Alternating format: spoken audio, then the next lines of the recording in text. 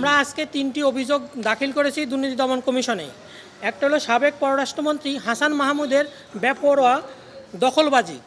উনি সংসদে থাকা অবস্থায় এবং জাতীয় সংসদে আওয়ামী লীগের মন্ত্রী থাকা অবস্থায় কী পরিমাণ যে দখলবাজি করেছে তা নিয়ে কালের কণ্ঠে একটি রিপোর্ট করেছে ২১শে সেপ্টেম্বর। এখানে উনি ওনার সম্পদ হলফনামা অনুযায়ী বেড়েছে ৪,৬৮৩ গুণ এবং উনি বনের জমি দখল করেছে ২১২ একর এবং নামে ডকওয়ার্ডের জমি দখল করেছে ৬০০ কোটি টাকার ক্ষতিপূরণ দাবি করেছে এবং চাপ সৃষ্টি করে উনি ৪১ কোটি টাকার প্রকল্প গ্রহণ করেছে। এরপরে তিনি বিভিন্ন নৈতিক অনৈতিক কোনো কিছু না মেনে উনি নিজের মতো করে সম্পদ প্লাট বাড়ি গাড়ির মালিক হয়েছে এবং তার স্ত্রীর নামে হলফনামায় ১০,৩৫,০০,০০০ টাকার স্থায়ী সম্পদ রয়েছে। তা অনুসন্ধানের জন্য আমরা দুর্নীতি দমন কমিশনে একটি অভিযোগ দাখিল করেছি।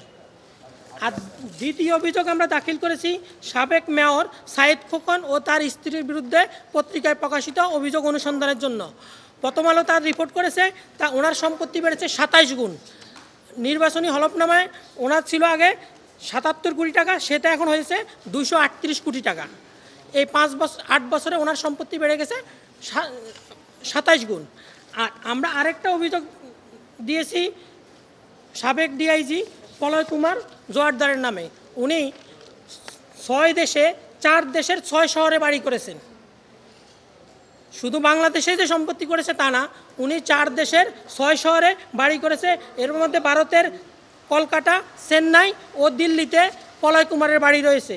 সিঙ্গাপুর, লন্ডন, আমেরিকাতেও বাড়ি রয়েছে। এসব বিষয় অনুসন্ধানের জন্য আমরা দুর্নীতি দমন কমিশনে অভিযোগ দায়ের করেছি।